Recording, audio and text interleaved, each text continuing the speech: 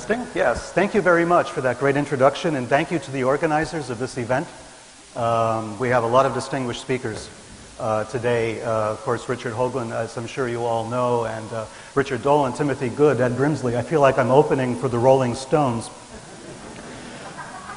And who remembers the first act, right? But I'll try to make this memorable for you. We're talking about the origins of the secret space program. And I'm going to introduce to you some things of which you're probably already very familiar, and yet in a different way perhaps than you're used to thinking about it. So don't be dismayed if at the beginning this does not seem relevant, because I will show you how and why it is. A seminal event for me in the secret space program began in June of 1947. No, I wasn't around in June of 1947, but historically it was a seminal event. And many of you have heard of the Maury Island affair, a very strange, bizarre incident that took place on the Pacific Northwest of the United States. Shortly after Kenneth Arnold, a pilot, gave us the term flying saucer that month, there was a UFO sighting.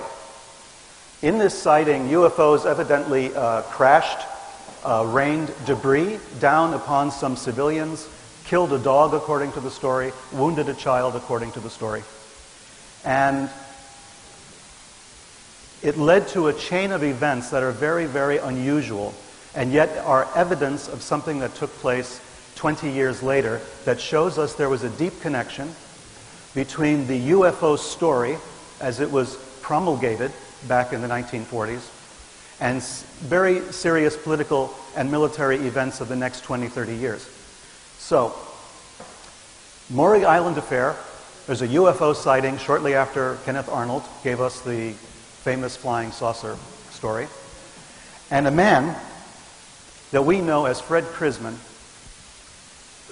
claimed that he had been involved in that incident.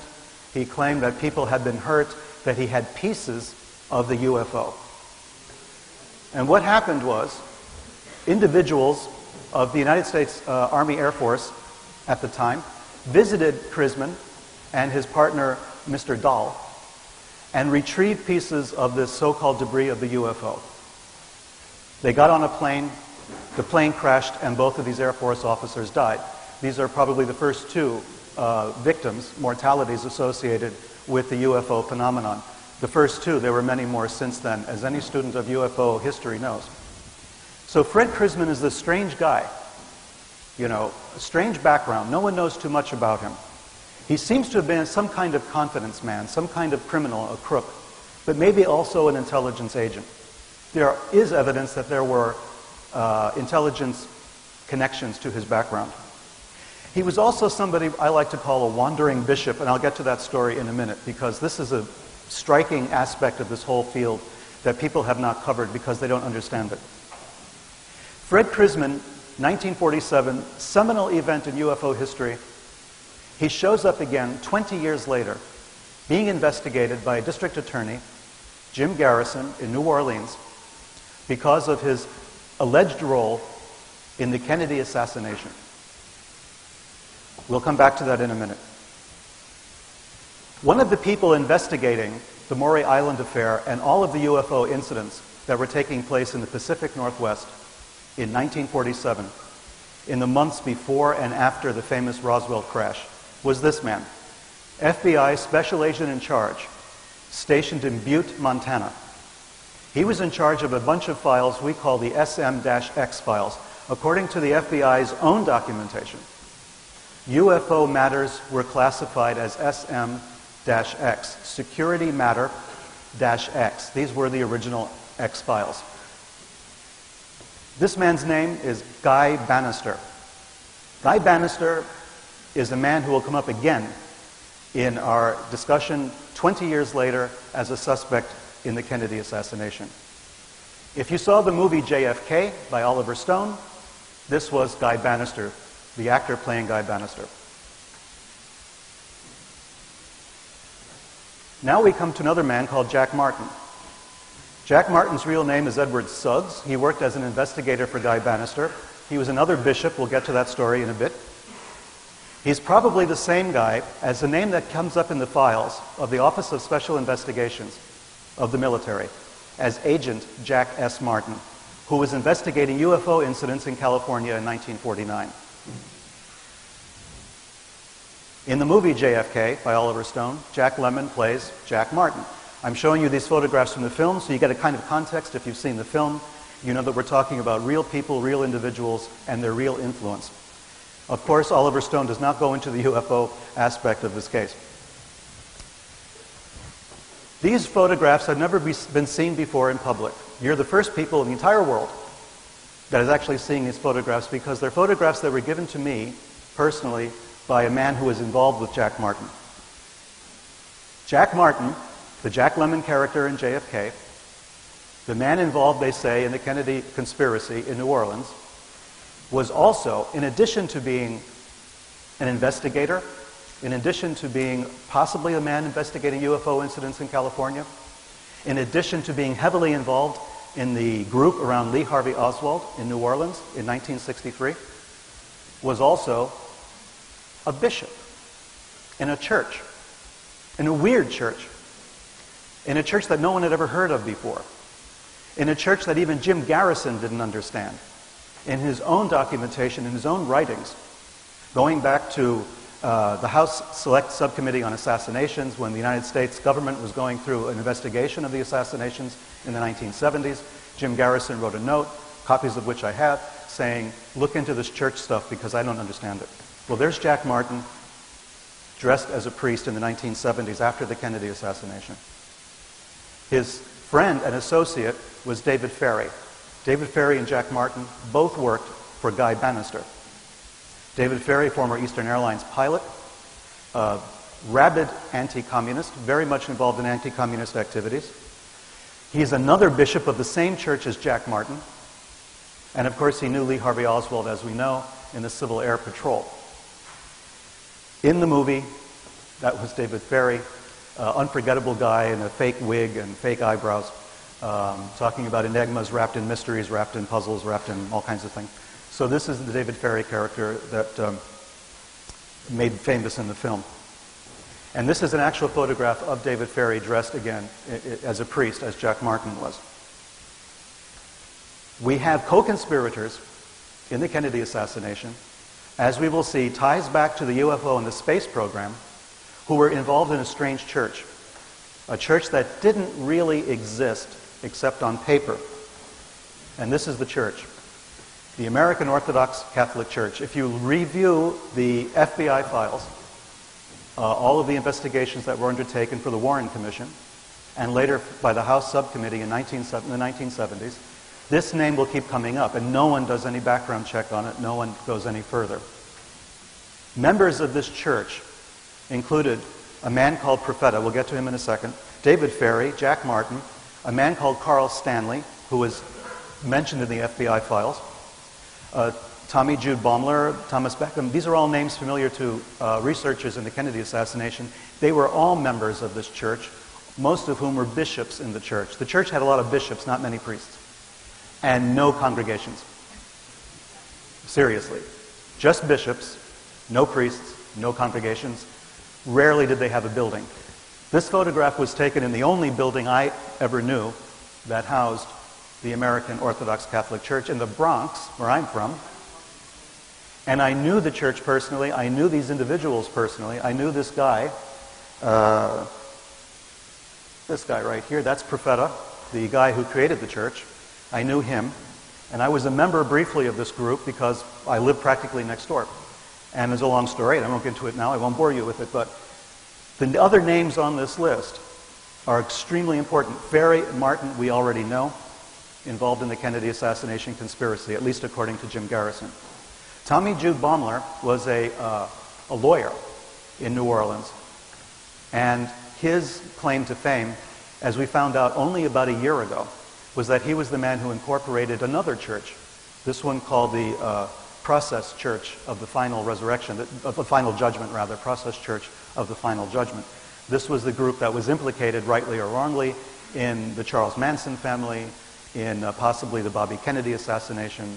It goes on and on. There are all these churches that swim underneath the radar that had connections to intelligence agencies, the military, and as we will see, to the space program. This was Profeta. I knew this guy personally, a Ukrainian Orthodox priest who left the Ukrainian Orthodox Church to create this church of his own, the American Orthodox Catholic Church. He was picked by Thomas Dewey as the White House chaplain. There was an election between Harry Truman and Thomas Dewey. Everyone thought Dewey would win. Dewey was the Republican. Truman was the Democrat.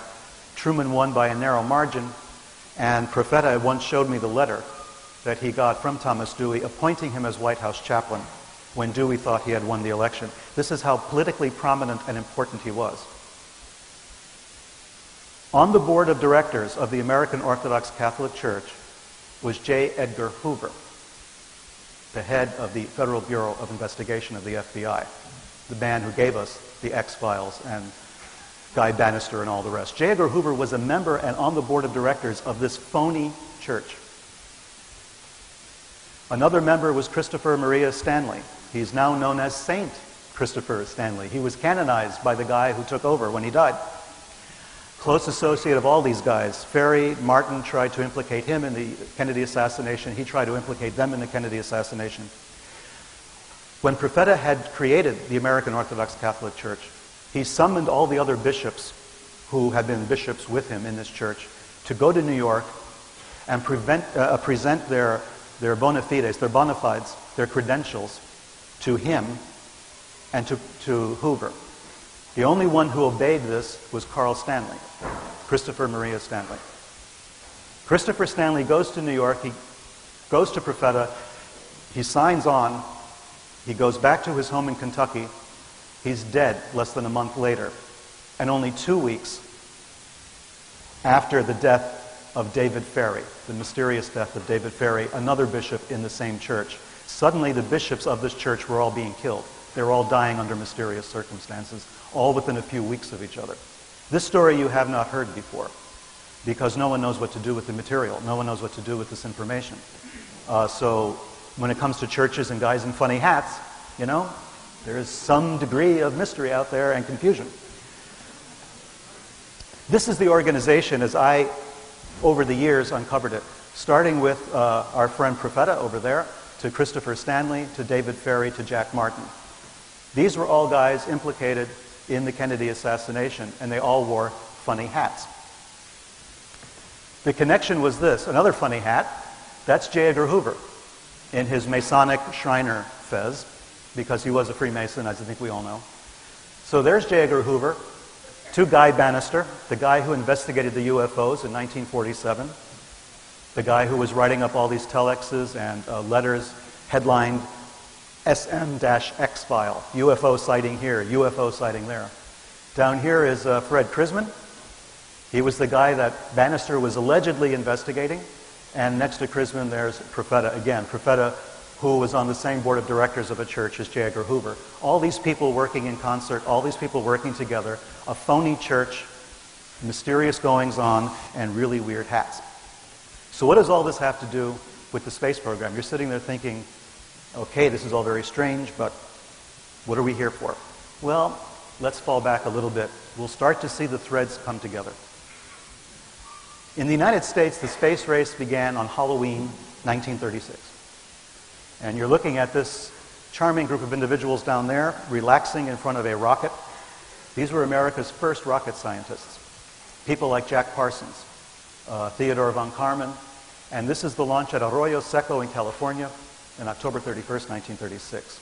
The very first launching of a rocket by American space engineers.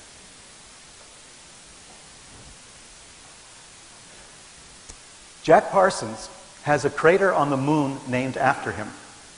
Jack Parsons was a co-founder of the Jet Propulsion Laboratory, JPL, at Caltech in California.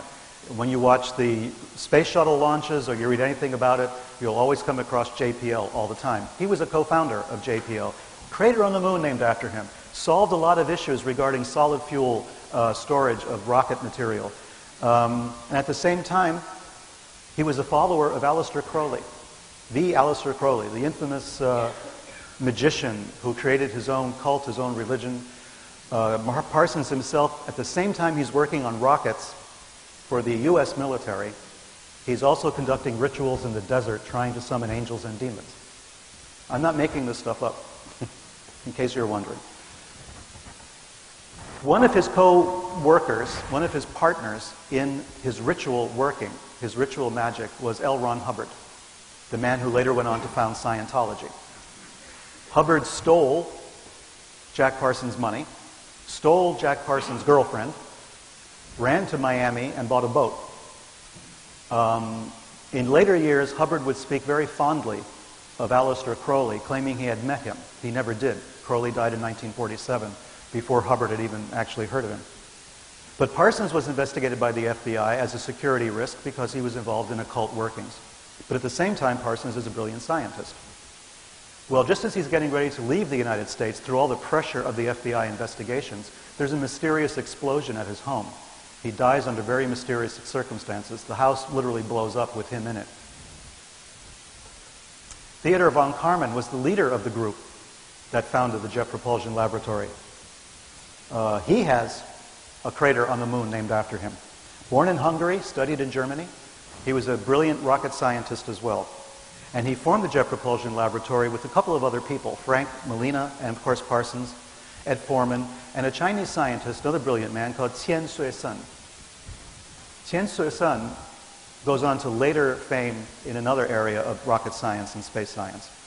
So von Karman was a guy, shown here, by the way, with a Nazi scientist down here. This is Qian up here, and this is von Karman. This scientist, von Karman had known before in Germany and was instrumental in getting him to come to the United States to work on the space program with him. Qian was the man they sent to debrief Wernher von Braun. Wernher von Braun, of course, was the Nazi scientist that was brought to the United States under something called paperclip. Wernher von Braun we'll get into in more detail just in a few minutes. But Qian was also investigated by the FBI. Everybody involved in the rocket program in the United States in the 1930s and 1940s wound up being investigated by the FBI for one reason or another.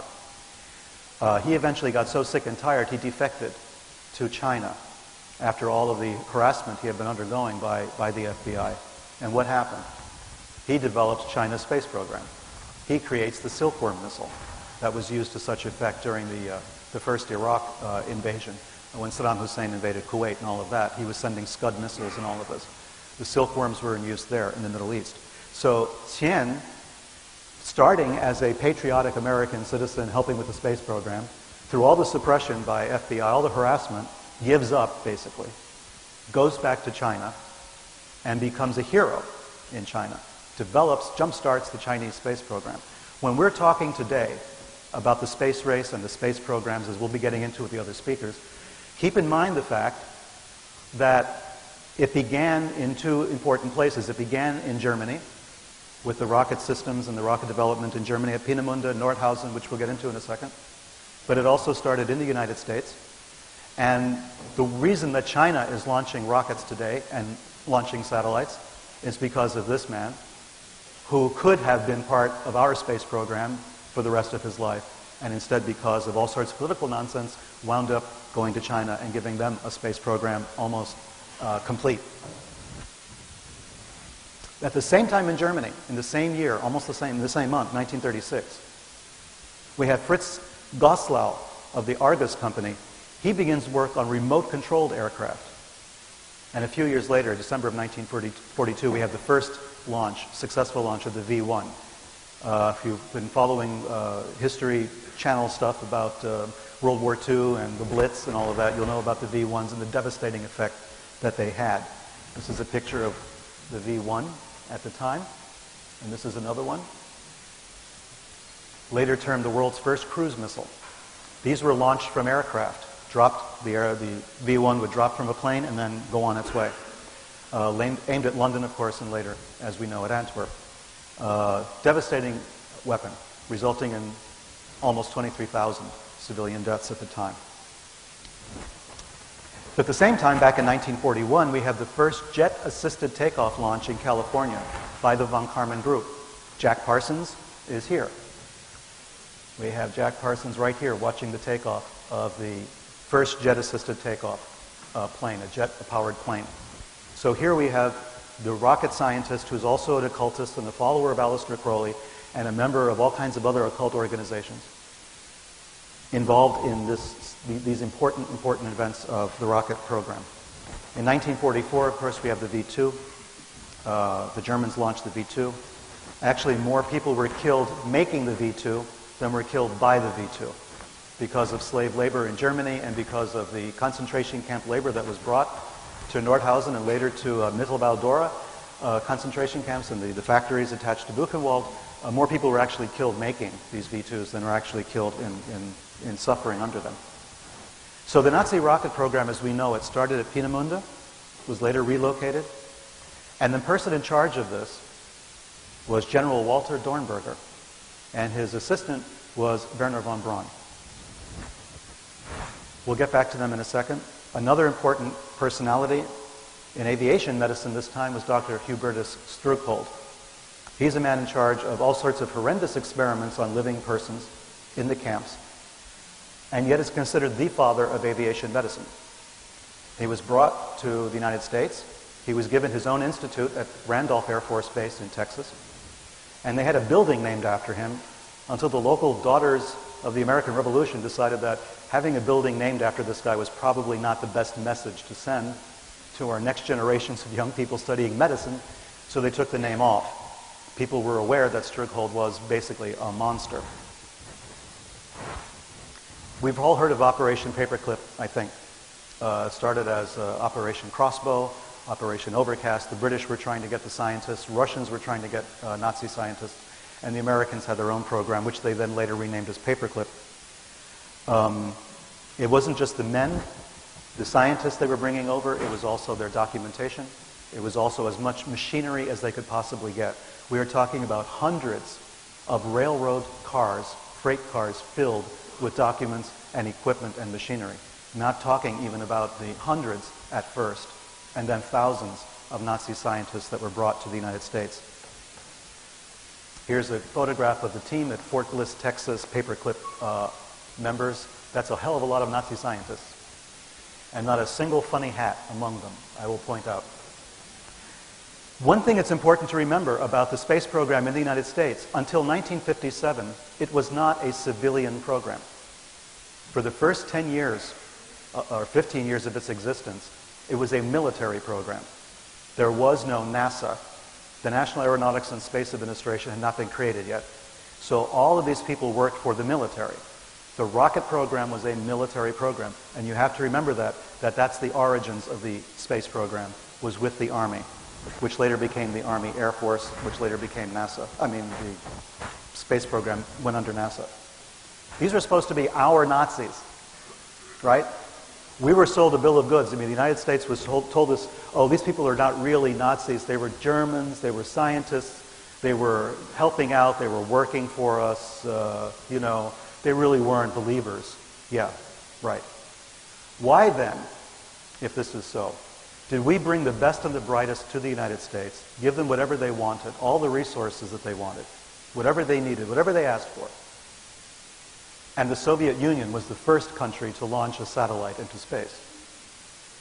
If they were really working for the United States and they had become born-again American patriots and card-carrying Republicans, yes, Republicans, how did it happen that we didn't get a rocket into space, we didn't get a satellite into space, that the Russians were the first?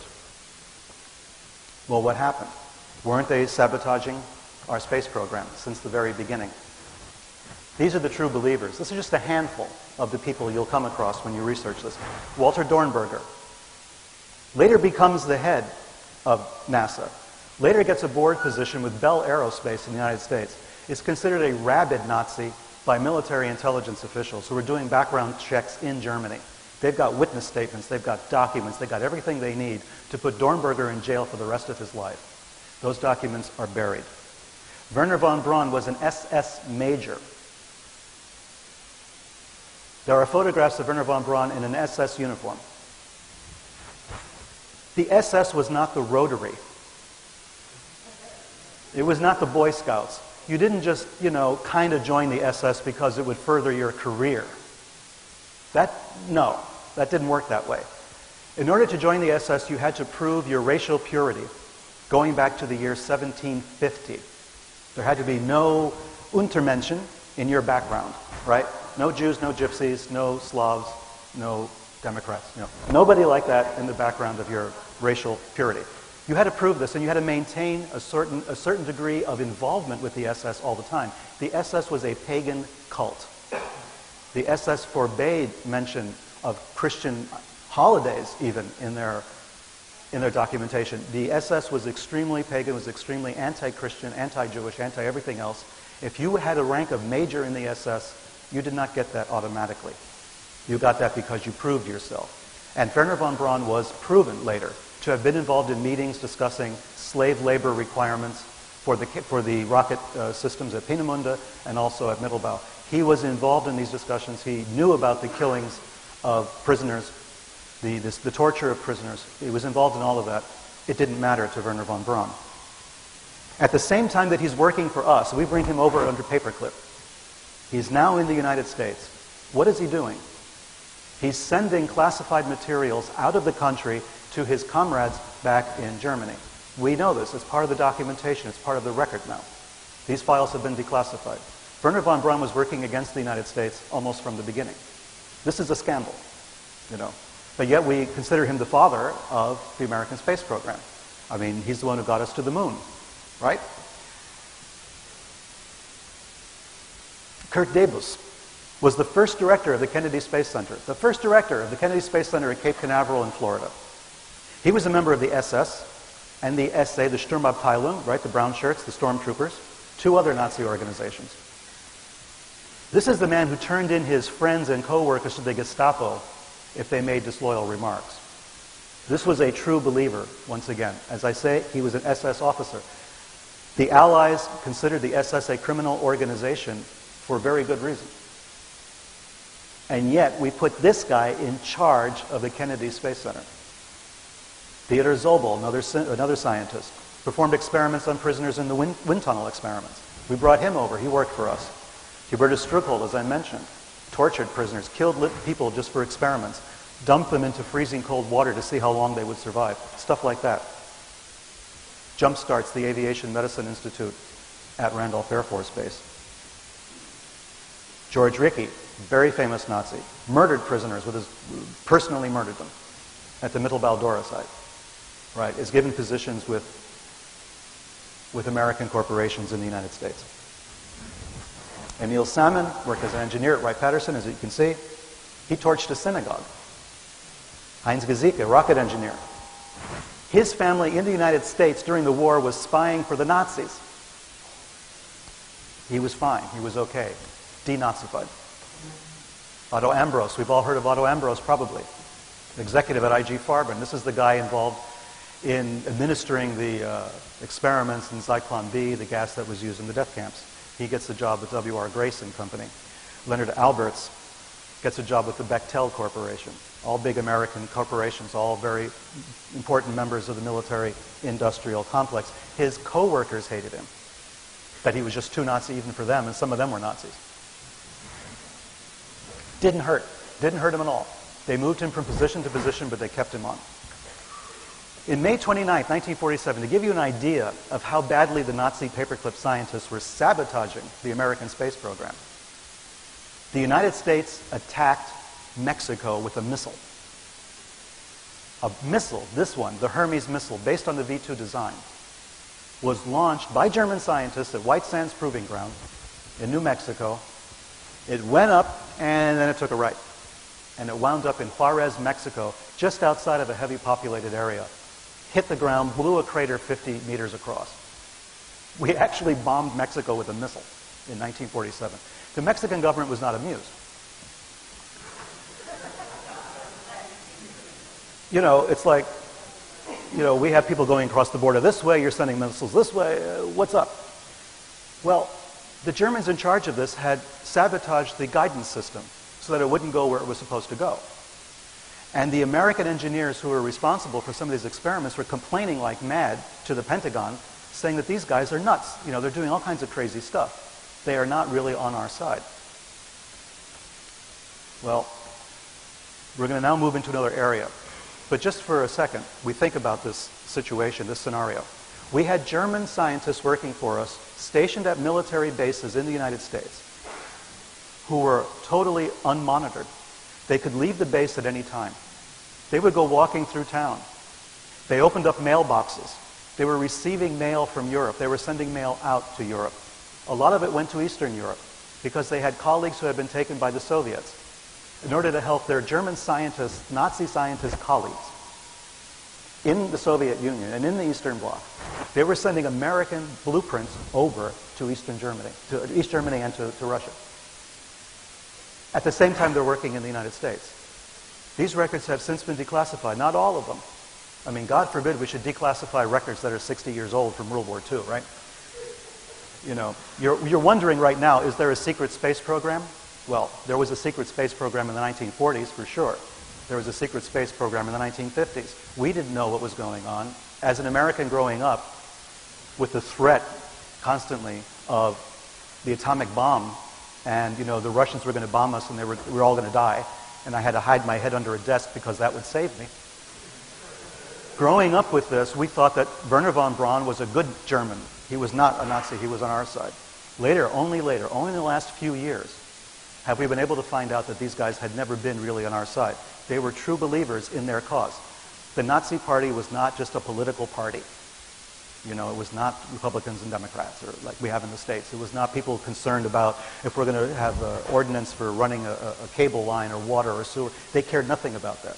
The Nazi Party was a cult of true believers. Just because they lost the war doesn't mean they lost their true faith. So they maintained it through thick and thin. They looked down on their captors in the United States.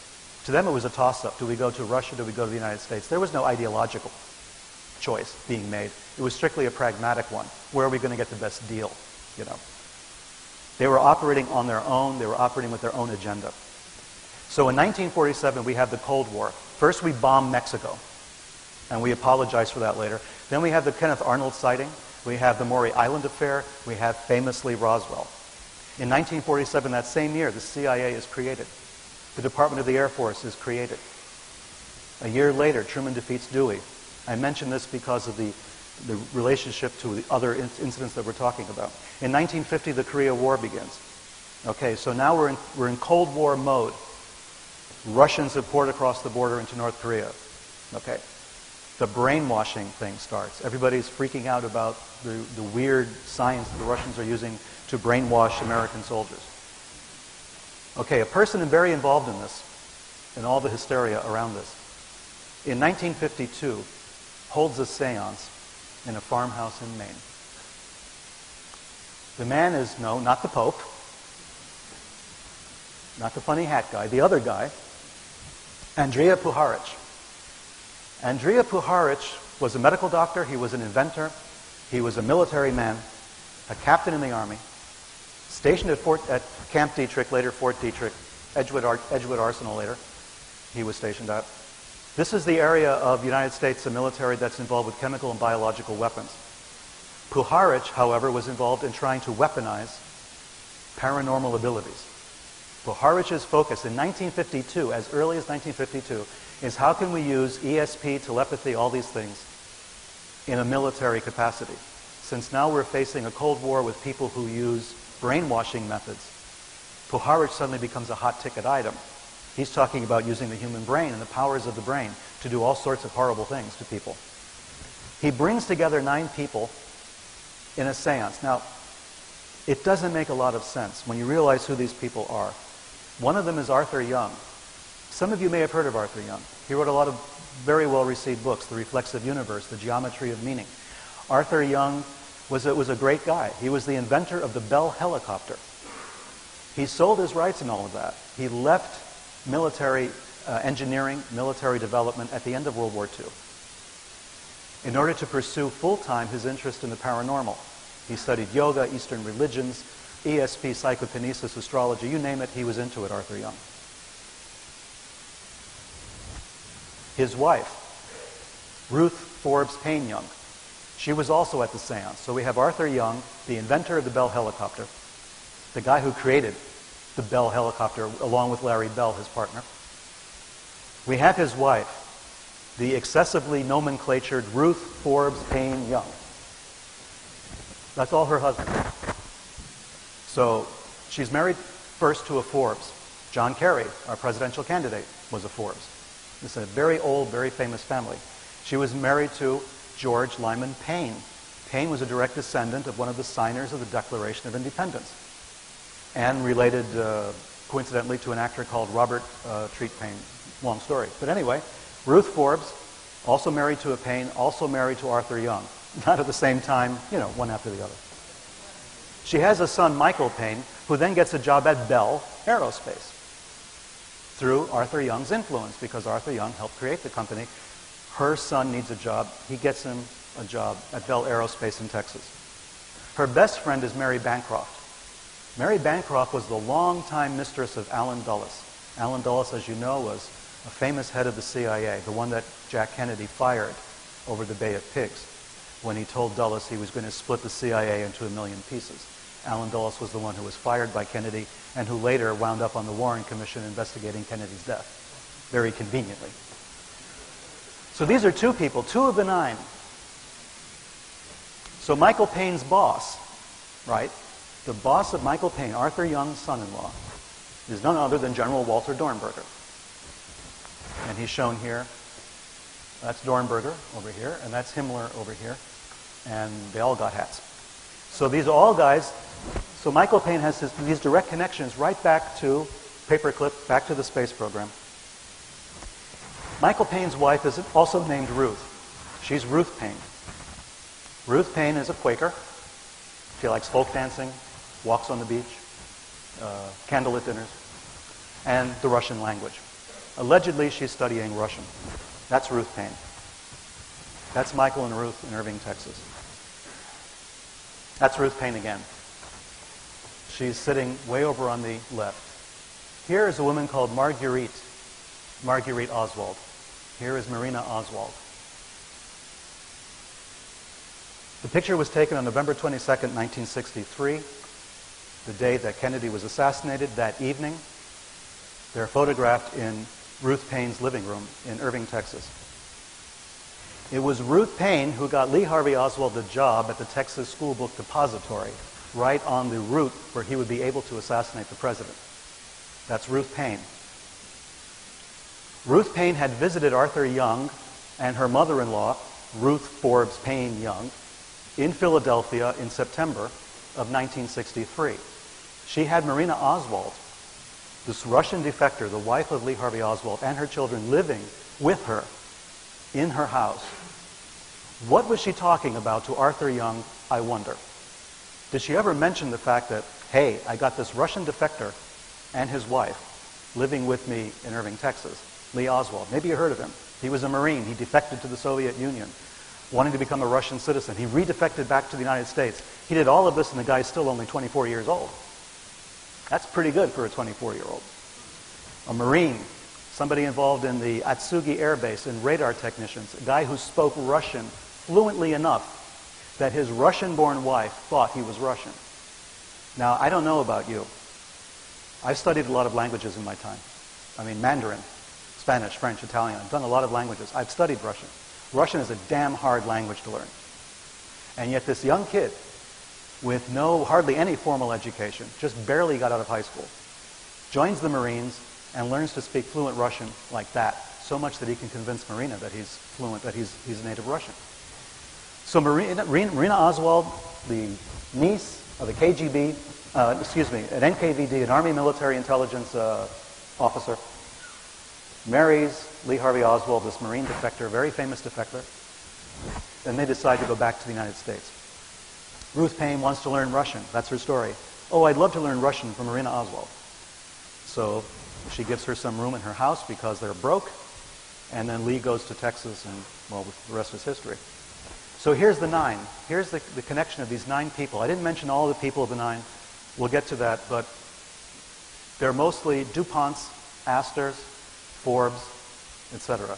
These are the wealthiest families in the United States at the time, blue blood Americans with long pedigrees going back to the Mayflower or to the Declaration of Independence in some cases. representatives of these families were at this bizarre seance. And during this seance, in Maine, they were contacted, according to all the published documentation. I'm not making this stuff up, and I'm not speculating. Puharich himself published this documentation, saying that aliens, a group of 9, contacted the group of 9 who were at this seance and said, "We are 9, you are 9, we're giving you the mission, to help transform life on the planet." And what was their first major contribution was, having to do with the assassination of President Kennedy. So this 9, to me, is very strange. We have to ask ourselves a lot of questions. Did that somehow promote, evolution on this planet, or did that do just the opposite? So there's Arthur Young. There's his daughter-in-law, Ruth Paine, Lee Harvey Oswald to Kennedy. The connections are very tight.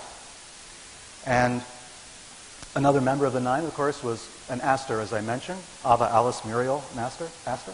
So all American aristocracy.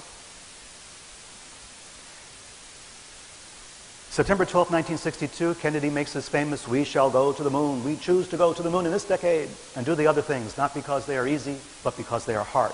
The last time an American president talked to Americans this way. We're going to do things not because they're easy, because they're hard, because that's what we're going to do. He told Congress of the moon mission May 25, 1961. In September 62, over a year later, he reiterates this in a very famous speech. You can catch it on YouTube. It's everywhere. Very brilliant, very passionate speech about what we're going to do. And then, of course, in November of the following year, he's assassinated. What does all this have to do with what we're talking about? Okay, in New Orleans, before the assassination, Lee Harvey Oswald gets a job with the William Riley Coffee Company. The coffee company still exists. He went down there to get a job. He worked for a short time. He quits. He tells a coworker, "Hey, I've just found the pot of gold at the end of the rainbow," according to the quotation. He's getting a job at NASA. Well, in 1957, the Russians sent up a Sputnik, and that scared the hell out of the American military establishment. It scared the hell out of the American people. They said, "We have all these Nazi scientists, what are we getting for our, what bang for the buck are we getting here? So we have to do something about this." And so they put the fear of God into the Nazi scientists and said, "Okay, listen guys, enough is enough. We fooled around enough. Now we have to actually do something." And so the government took control of the space program away from the military and gave it to a civilian organization, NASA. The problem with that was they moved the Nazi scientists from the military to NASA. So it was a change in name only. Suddenly you have military scientists who were Nazis, who were true believers. Now they're working for a civilian agency for NASA under the U.S. government. We didn't really change anything. Direct military control was lost, but the Nazis were still in command. After the assassination, Lee Harvey Oswald leaves the William Riley Coffee Company. He never does work for NASA, although we find out that he was probably working out of an office at the NASA site that was an employment agency for the CIA. This is something that's also come up recently. Anyway, he leaves William Riley. He leaves New Orleans, goes to Texas. After the assassination, his co-workers also all get jobs at NASA. At NASA. They're coffee company clerks, and they got jobs at NASA. As I mentioned, Ruth Paine had visited his wife, visits Arthur Young and his wife. Arthur Young believes, or he's been told, that he's been in contact with these 9 supernatural beings. Andrea Puharich, the guy who organizes this, the captain in the army involved in weaponizing the paranormal, he's the guy who discovers Uri Geller, the Israeli psychic who bends spoons by looking at them. He brings Uri Geller to the United States. He gets him involved at the Sanford Research Institute, run by Scientologists, as it turns out. All this other stuff is going on. Uri Geller eventually says he got tired of it. He thought that he was being run by Puharich as an intelligence asset. He really felt that Puharich was an intelligence agent running him as an agent for one of the intelligence agencies. But part of that program was that he felt from time to time he was being put in contact with extraterrestrial beings. Geller was mystified by what was going on in his brain by all of this. Now, whether you think about Uri Geller as being genuine or not, or a player or not, or whatever, Geller is pretty open and honest about his relationship with Puharich. He didn't like him, he distrusted him, and eventually he cut off relations with him. As I said, Ruth Paine finds Lee the job at the Texas School Book Depository. So then in New Orleans, after the assassination, Garrison remembers David Ferry, Jack Martin, all these guys, Guy Bannister. He conducts his own investigation. And he finds that all of these guys were bishops in a church, except for Guy Bannister, who was like the Pope or something, of the Vatican in New Orleans. And then Guy Bannister and Fred Krisman were the guys who jump-started the UFO thing in 1947 after Kenneth Arnold. So he calls in Fred Krisman. Guy Bannister is dead. He died in 1964, again mysteriously. So Fred Krisman then is called in. He's interrogated. Nothing much comes of that. So what was the secret space program, from my point of view, from the 1940s? We bring in Nazi scientists to the United States. In 1947, we have the famous Roswell incident. The Roswell debris, we know, is taken to Wright Air Force Base, eventually Wright-Patterson Air Force Base, Wright Field at the time, which is the same place where we bring Walter Dornberger, Wernher von Braun, and everybody else preliminarily. We bring them all together. All these guys are together in 1947 in one place. At the same time, we have all these UFO sightings. We have Nazi scientists in the space program. We're afraid the Russians have the bomb. As it turns out, a lot of people had the bomb in those days. We have a group of wealthy Americans all involved in the militarization of the paranormal. And they make this contact with this extraterrestrial group called the Nine. I wrote a book called Sinister Forces. The very first volume is called The Nine. And it focuses on this strange bit of connections. We have this family, this group of families having a seance in 1952 in Maine, talking to aliens in a spaceship hovering over the Earth, they say. And then later we find tendrils leading out from that seance directly to the Kennedy assassination, among other things. But the Kennedy assassination being the most important and the most obvious one. If you follow the Kennedy assassination, you may know of a guy called George de Mohrenschildt. He was a Russian CIA contract agent who eventually helped in some way Lee Harvey Oswald and Marina. He was involved with them. He commits suicide before he has to give an interview about all of this. In his book, his notebook, his address book, when he was after he was found dead, was the phone number of a man who was also involved with the Nine. I mean, Lee Harvey Oswald was surrounded by so many bishops and so many members of the Nine, the poor guy had no chance, you know. I mean, he was basically surrounded by people who all felt they had some sort of mysterious mission, and Lee Harvey Oswald was the guy in the middle. Oswald himself didn't have much of a connection this way. Connection to military intelligence, probably. That fluency in Russian should tip you off right away in those days. But the rest of the connections to the Nine, to the assassinations before and since, are incredible. They're astonishing.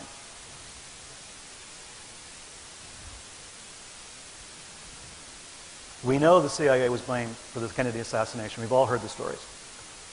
What we don't really remember is that the CIA at that time not only was involved in protecting Nazi scientists as much as they could, and other Nazis around the world, Nazi war criminals, involved with the Vatican, as I think we've all heard. I'm working on a story right now that I hope I'll be able to publish by the end of the year, involving the monastery route in which the Catholic Church really deliberately helped a lot of very famous, very prominent Nazi war criminals escape, giving them Vatican passports, safe houses. Some of the story you've heard already before. But what we don't really realize is the CIA, at the time of the assassination, for instance, was heavily involved with another Nazi organization, the Gehlen organization, which was running agents for the CIA in Eastern Europe and against the Soviet Union. Again, just like in Paperclip, these Nazi scientists were not really working for us. They were taking our money, they were giving us phony reports. They were virtually useless against the Soviet Union. As it turns out, years later, as we find out, when all the chips are in, when all the information is there, we find out they've been sabotaging us as well. Allen Dulles was protecting Nazi war criminals since before the war ended. We know that in transcripts of speeches and talks that he had with famous Nazi leaders going back to 1944 and 1945. And the fascinating thing about Allen Dulles, bringing all of these pieces of these disparate things together, was that he was Mary Bancroft's mistress. Okay, Mary Bancroft was the friend of Ruth Forbes Paine Young. During the Warren Commission interviews with witnesses, and you can read this in the Warren Commission transcripts, Look for Ruth Paine. Read her. She appeared twice before the commission, talking about what she was doing in the days and weeks and months leading up to the assassination, how she knew Lee and Marina Oswald, all of these questions. Alan Dulles is part of that committee. He's sitting in. At the point where Ruth Paine starts to talk about her trip to Philadelphia to meet Arthur Young 2 months before the assassination, 3 months before the assassination, Alan Dulles cuts her off and changes the subject. He does not allow her to finish the story. Read the transcript for yourself, you'll see it. It's blatant. Alan Dulles, who's been quiet the entire time, suddenly jumps in, like a defense attorney, and then suddenly says, oh no, we're not going to, let's talk about this instead. As she's about to say who she met, who she was dealing with, Alan Dulles changes the subject, changes the story. Her information about Arthur Young never makes it into the record, and she hasn't talked about it since. What was going on? Alan Dulles knew Mary Bancroft. Mary Bancroft was Ruth Forbes Paine's Young's best friend. There was a very deep connection there. Alan Dulles knew ahead of time, he had to, about Lee Oswald, Ruth Paine, Marina Oswald, and all of this. And he was desperate to cover up that part and make sure it never made it into the record of the Warren Commission. So we have a lot of wild stuff going on, including the fact that Ruth Paine's husband, Michael Paine, was working for Bell Aerospace. So what do we have? We have a Garrison investigation alleging there was a conspiracy in the Kennedy assassination. The problem with Garrison trying to prove all of this is that he had a cast of characters nobody would believe, right? He had Clay Shaw, who was an unbelievable character on his own, the man that he was trying for the assassination. But he also had all these other characters. He had all these bishops, He didn't know what to do with these bishops. He couldn't understand that the bishops were a front for an intelligence operation. He suspected it, but he didn't know where to go with it. Paranormal researchers, UFO personalities like Guy Bannister, like Fred Krisman, and of course employees of NASA.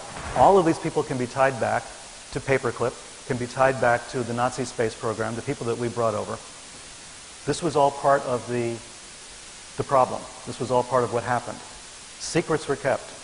There are still classified documents on the Kennedy assassination. We know that. Thousands of documents have yet to be declassified. Thousands of documents on World War II. Thousands of documents on the Admiral Byrd expedition to Antarctica. Right. We've classified so much in the United States alone. Now think of your own countries. I did a lot of work in Latin America. People who know that I was in Chile in 1979 researching the Nazi influence down there and trying to find out information about Nazi technology that had been smuggled to South America. Under military dictatorships in Latin America, of course, there was no information. Secrecy was the order of the day. Documents were classified, shredded, burned. Things went on for 20, 30 years in Latin America we'll never know. And yet, many of our Nazis wound up there, in Argentina, in Chile, in Bolivia, Uruguay, Brazil, Colombia, Ecuador, Peru, everywhere. There were Nazis in hiding, all of these places. They were scientists, they were SS officers, they brought technology, they brought money, vast sums of money under Otto Skorzeny. All of this was being brought and developed into programs. Perón used to brag about his own space program, developing a new jet system, a new, faster than speed of light kind of thing that he was talking about and bragging about, because he knew he had Nazi scientists there working for him. The author Joseph Farrell, very good researcher, has written about the Bell, has written about alternative sources of energy that were being developed by Nazi scientists in South America, in Bariloche, very close to where I was detained in Chile on the other side of that border. So there's a lot of secrecy yet. We know history, only the declassified portions of history. The world that we know is based upon what we've been told. We can read books about history and feel that we know what's going on. But I can tell you, the history of the last 100 years is largely still classified. We live in a kind of dream world, thinking that we know what actually happened. Right now, there's information that the Japanese had detonated an atomic device in August of 1945 off the coast of Korea. And there are Japanese intelligence officers who come forward with this story and who are insisting that it took place. If that's true, we have to rewrite the end of World War II, right? Then we have to go back and say, wait a minute, what really happened? If we talk about paperclip, the way I was taught in school in the 1950s and 60s was that the Nazis were these were good Germans. Werner von Braun was never a Nazi. Dornberger was never a Nazi. All these guys were on our side. As it turns out, it wasn't true. As it turns out, they were sabotaging us every step of the way. Our space program was the result of Nazis trying to stonewall us and to prevent us from getting there, until eventually, after Sputnik, they were told, you better do it or get out. So that's what happened. We sold our soul in the United States, and not just the United States, believe me, other countries as well, including the Soviet Union. We sold our soul for this technology. We dealt with some of the worst war criminals in history. Not just even the Holocaust, but the idea that they had slave labor that they worked to death and replaced with other slave laborers. And these people who employed these slave laborers deliberately, who were involved in every step of that process, including the killing of these laborers also, were the people that we brought over for the space program. Our space program has its origins in people, on the one hand, like Jack Parsons, who once wrote that he was the Antichrist. He was a brilliant man, but he believed he was the Antichrist and was ushering in a new age of witchcraft, according to him. And he was a follower of Crowley and member of the Ordo Templi Orientis and all of this. A very brilliant guy, but a very strange guy, on the one hand, and we had the Nazis on the other. You know, these were the people that were jump-starting the space program of the United States, starting in 1936 and going up until the moon launch. So we have to go back and relook at this history and ask ourselves why. Why was it so necessary? Why was the space program militarily necessary? Why did they work for the Army? Why did they sabotage the process as much as they could? Why did the Army allow Nazi scientists to wander off the base and do whatever they wanted to do, communicate with whomever they wanted to? Fort Bliss, Texas is on the border of Texas and Mexico. That region in the 1940s was like Vienna during the Cold War. It was a place where spies hung out with spies. It was rife with all sorts of intelligence activity. All sorts of things were going on in that border area.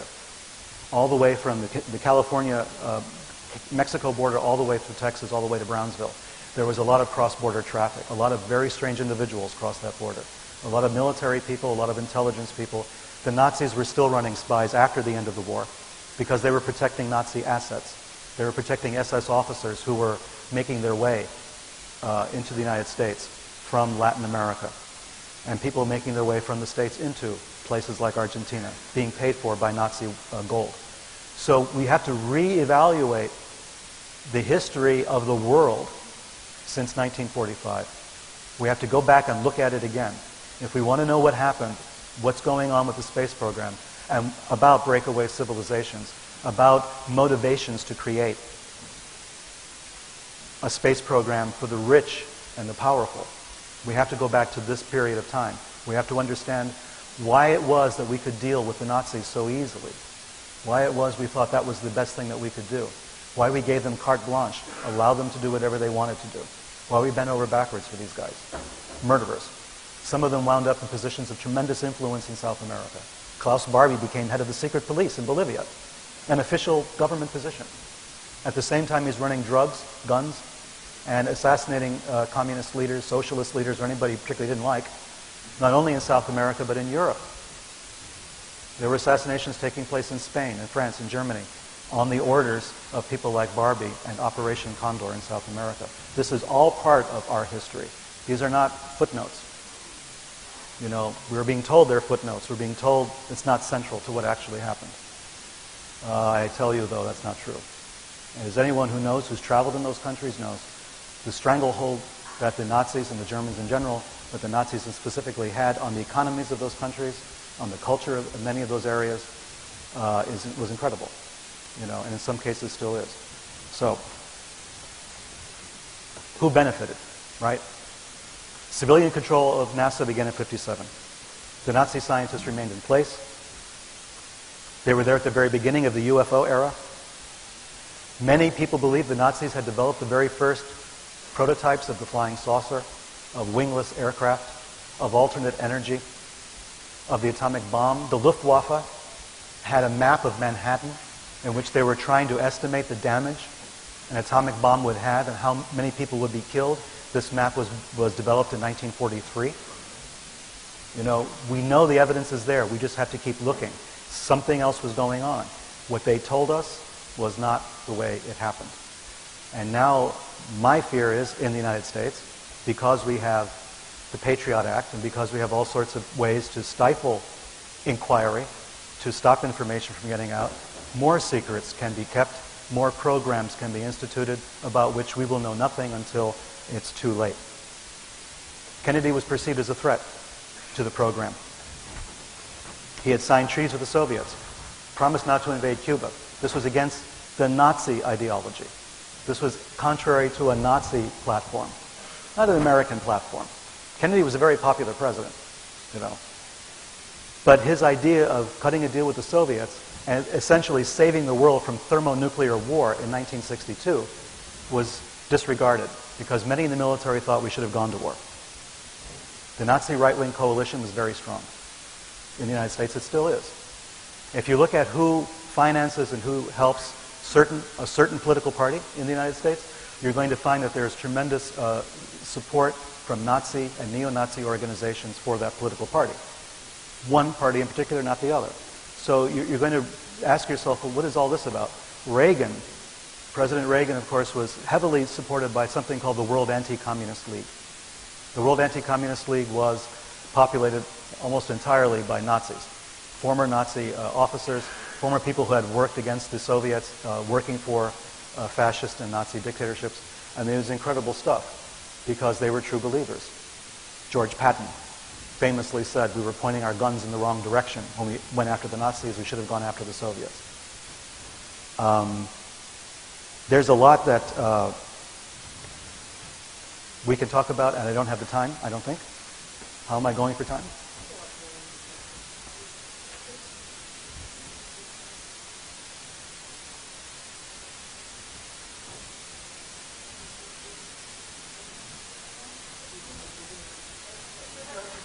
I'll just keep talking until you tell me to stop. Okay.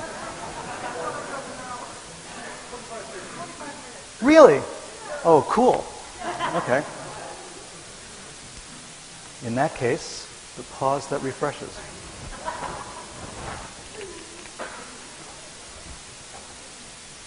Here's the question I want to ask.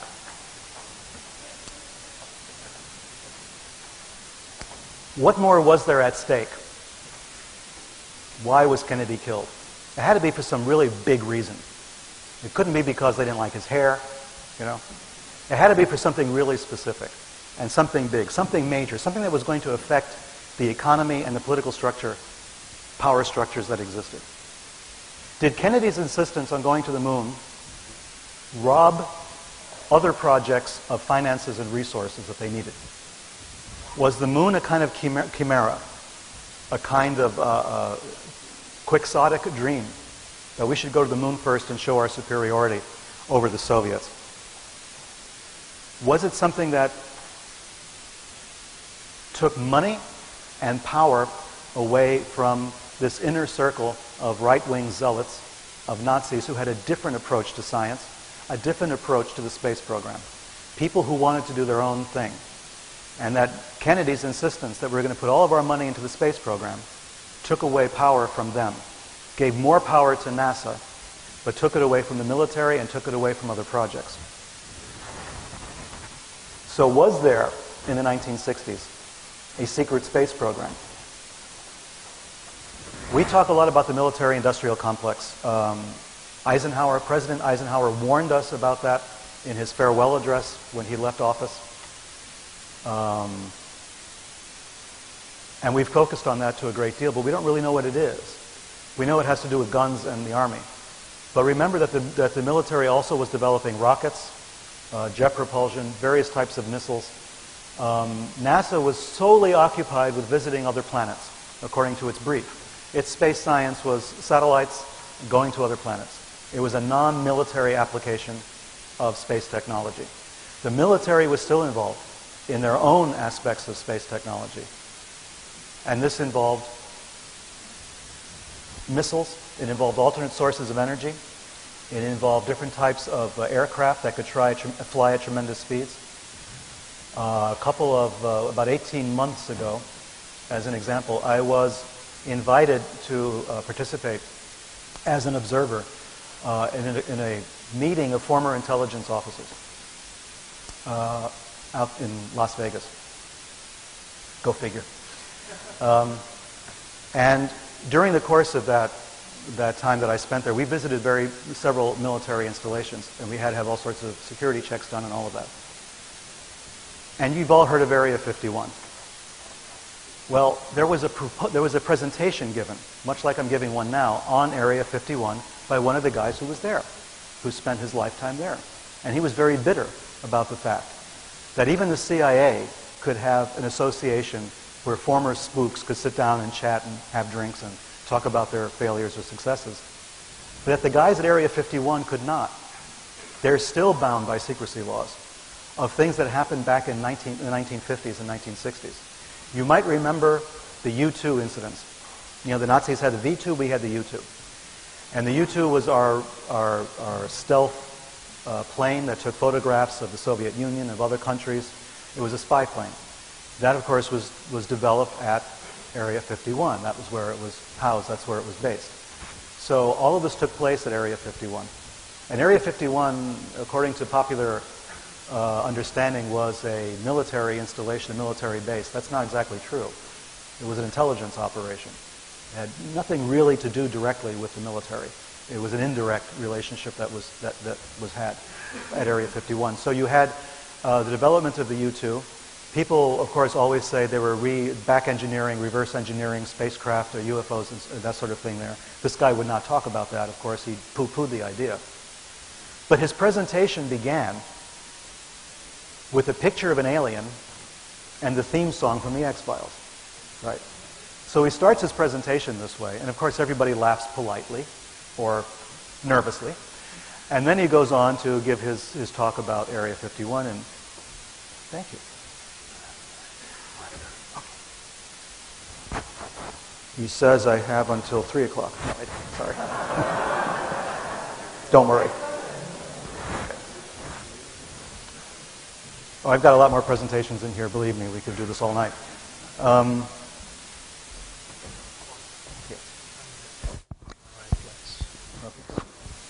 Sure.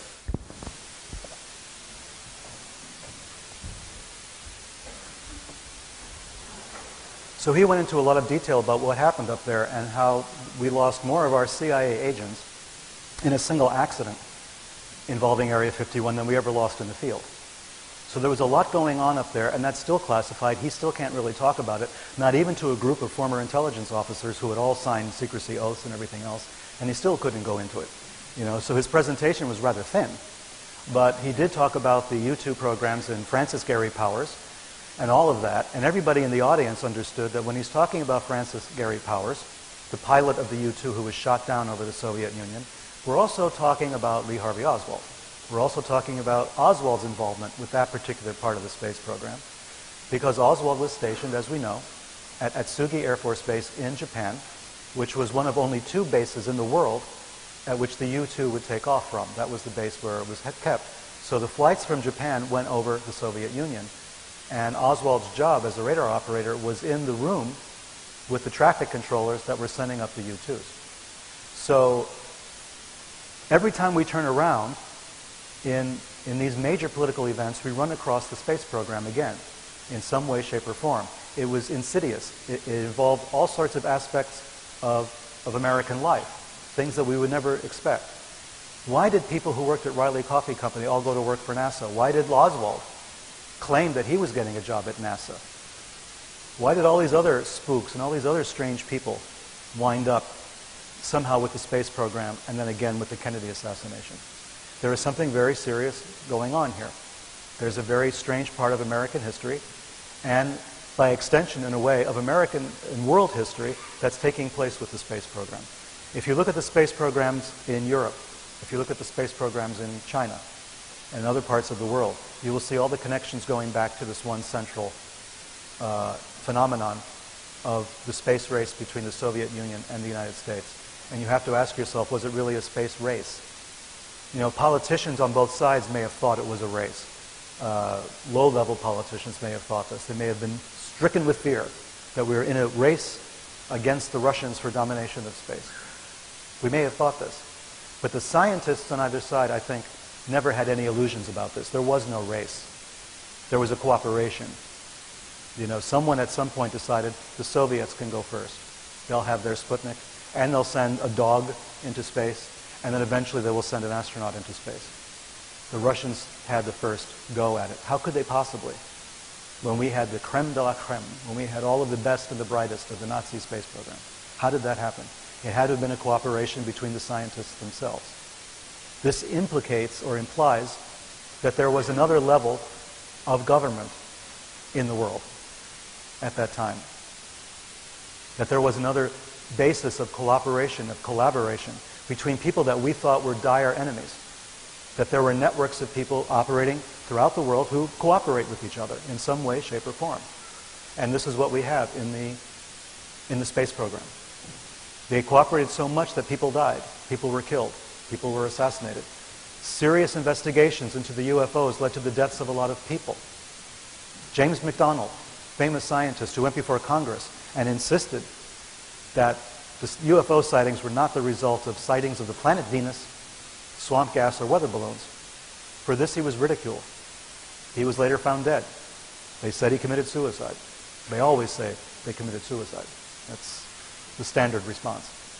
Murray Jessup, right, involved in the Philadelphia experiment stuff and a researcher into UFOs and all of that, commits suicide, they say, in Miami, Florida. You know, all of these people who are seriously involved in this study, who try to promote it, who try to talk reasonably about it.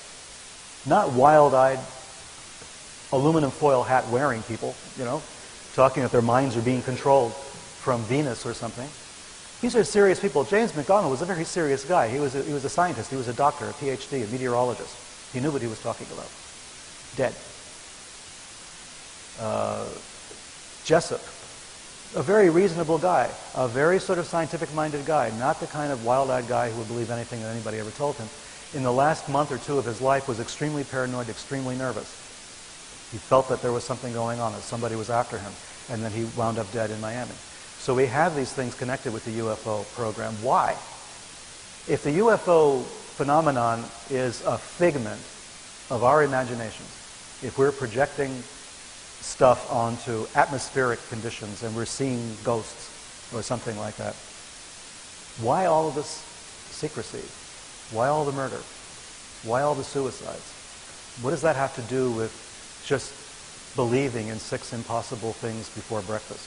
There's something very serious, something that points to people who are willing to spill blood in the furtherance of a goal or an objective. And the best example we have of that in the last 100 years has been, of course, the Nazis and the SS. People who thought that to kill huge numbers of people was justified for a kind of spiritual reason. The Nazis believed very seriously. This was not propaganda. They believed very seriously in the idea that in the blood is the spirit. They believed that your race carried a spiritual component and that those of inferior races, quote unquote, were inferior spiritually, so it was okay to kill them. In fact, it was necessary to kill them to purify the rest of the planet, to purify the race. This was something they believed very sincerely. And they looked to American scientists who came up with this idea in something called eugenics and the race science program.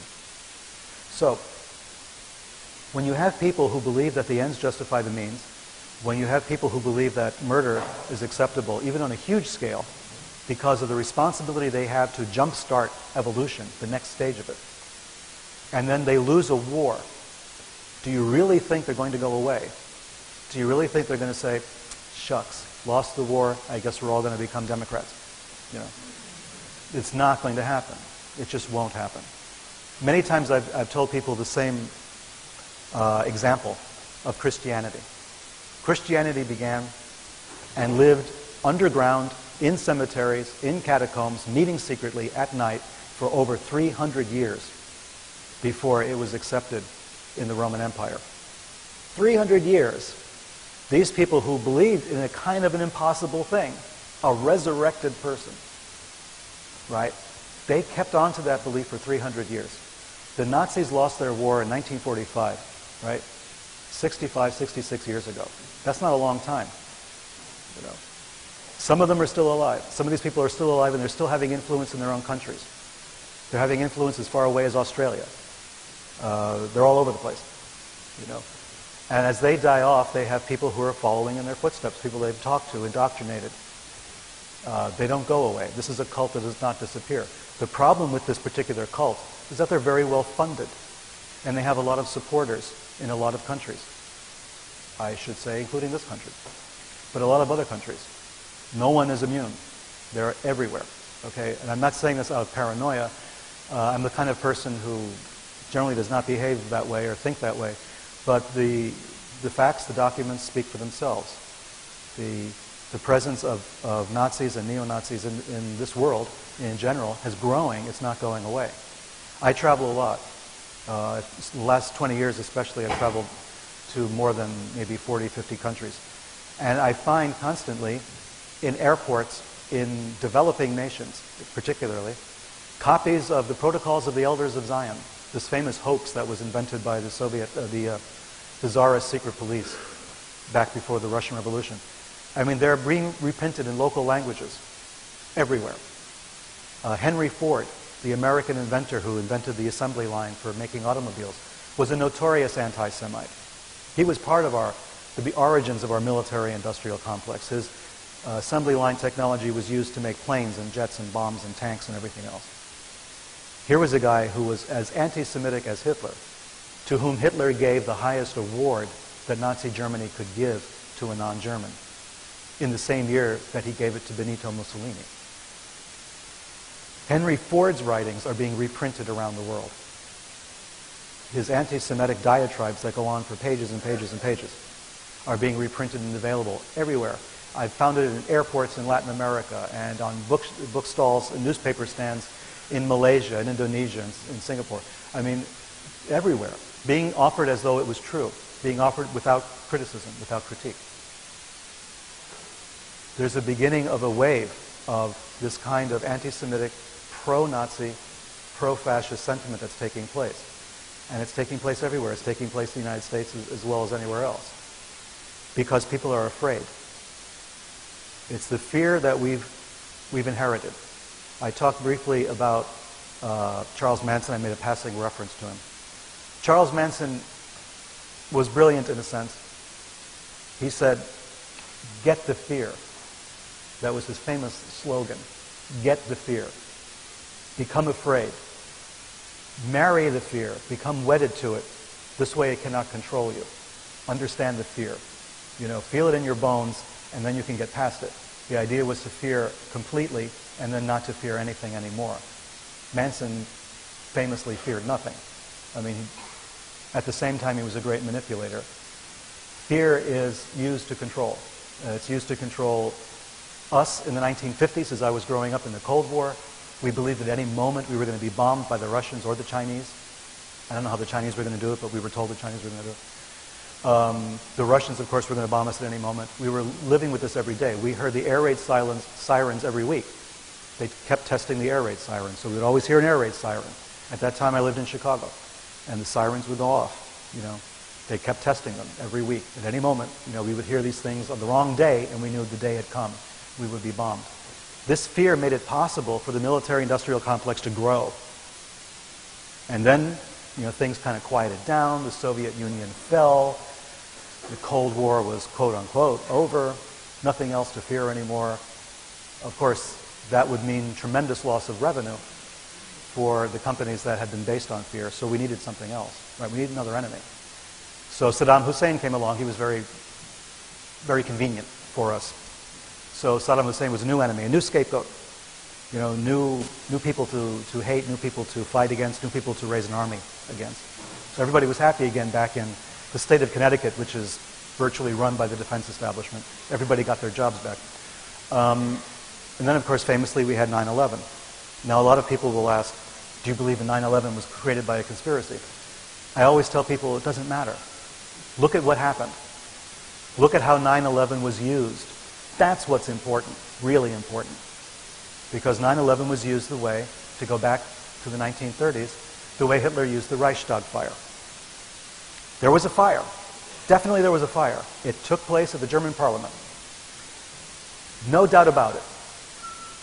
What was in doubt was who started the fire. Hitler said they were communists. He said, there's a communist conspiracy in this country. It's going to destroy us. You have to give me all of the authority. You have to surrender your liberties, and I'll keep you safe. We know what happened. In 9/11, the same thing happened. We were told, oh, we have Islamic terrorists. They're everywhere. They're going to kill us. In order to be safe, you have to give me, the President of the United States, total power. We have to be able to spy on you. We're going to suspend habeas corpus. We're going to do all these things because we need to keep you safe. Well, what's the point then? You know, what's the point of surrendering who you are and your identity for safety? You can only do that if you feel really, really afraid. It only works if there's fear. If there's no fear, in your right mind, you would never make that trade-off. Never. It would never occur to you to do that. It's only fear that makes it possible. So, as Manson said, get the fear. You know, fear is this great motivator of people, and fear is used to keep us from looking at what may have really happened, what may have really transpired. So, when we talk about a secret space program, as I've said before, why wouldn't there be a secret space program? Why wouldn't there be? We have a lot of people here. We're afraid of certain things, and the people with power are afraid of something else. The people with power are afraid this planet may become uninhabitable soon. They're afraid there may be wars over water. There may be wars over clean air. Whether or not you believe in global warming, whether or not you believe it was created by humans or not the issue. The people in charge, they won't tell you this, but they do believe in global warming. They do believe that the planet is gradually becoming less and less inhabitable. So there would be a secret space program. There would be a program to get as many of their people off planet as possible. Why not? Why wouldn't there be? That's a pretty good investment, I think, of time, resources, money, technology, whatever.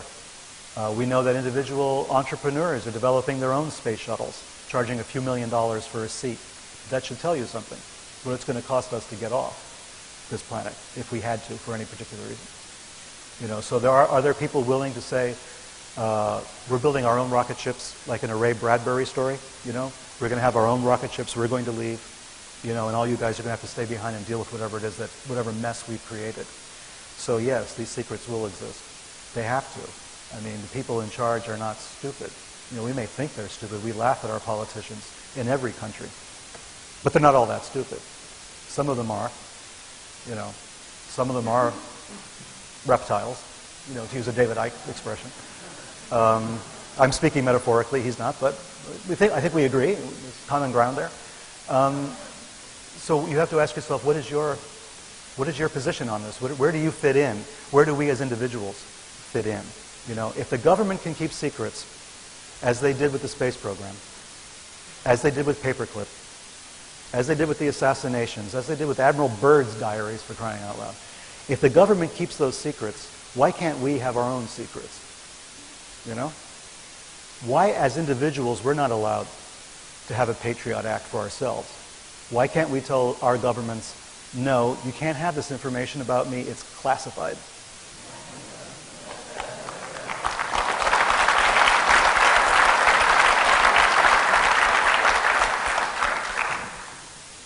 A friend of mine, a guy called Norman Mailer, years ago during Watergate, came up with the idea that the people should have their own CIA. This was his concept. He said there should be a people's CIA, you know, to work against the other CIA. We should be collecting our own information. Well, things like WikiLeaks have made this possible, right? The internet has made this possible. We have the information available to us. We can start digging. People do come out of the woodwork. They do start spilling their guts, you know. There are people who are close to what's going on, who have a little piece of information, and they're willing to share it. And these people, when you put these pieces together, you can start to see what's really going on. That's a good thing. But also we have to have a way to protect our own information. This is the thing that governments will never agree to. They will say, wait a minute, you know, we're keeping secrets. We have our classification systems. We have documents. We have things that you're not supposed to know because you can't handle the truth, as Jack Nicholson said. You can't handle it. But yet they give to themselves the right to know everything they possibly can about you. How does that happen? How does that work? So I think Norman Mailer was right. What you need is a way to collect information to defend yourselves against the collection of information against you. And there has to be a way to do this. And in the secret space programs that we're talking about, we'll continue to talk about today, you're going to hear about a lot of secrecy. You're going to hear about a lot of suggestions for new types of technology that have been going on. We know that technologies exist, for instance, that would give us free energy or close to free energy. And they've been in existence for a long time. We can't get access to that, because of government policies, because of secrecy, because of classified documents, because of the opposition by corporations. So our lives are on the line, because of these policies that are taken, these positions that are taken. And they're not taken by you and me. They're not taken by people in general. It's not all of us getting together and saying, why, no, we shouldn't have free energy. That's horrible. None of us would agree to that. And yet we have to accept it. And this is what's wrong.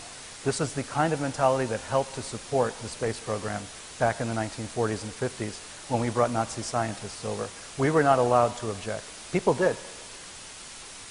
People did. Jewish organizations wrote letters complaining to Truman, wrote letters complaining to the Pentagon about bringing Nazi scientists to the United States. Truman was on their side. Truman forbade the Pentagon from bringing Nazis to the United States. He said, no, we will not do this. This barters our soul. You can't possibly cut deals with these murderers. The Pentagon ignored him. That's how much power the president has, right? The Pentagon ignored him. It totally ignored him. And internally, the memos that have surfaced in the last few years show that they thought, well, the Jews are overreacting. They saw those films about the Holocaust. We can't trust their judgment right now. Excuse me? How could anyone who had seen the film clips in the late 1940s as they came out of Germany and were being showed in every movie theater in the United States, and all the soldiers coming back talking about liberating the camps, how could anybody have said the Jews were overreacting? They're just being emotional. I know. Must be that time of the month for the Jews.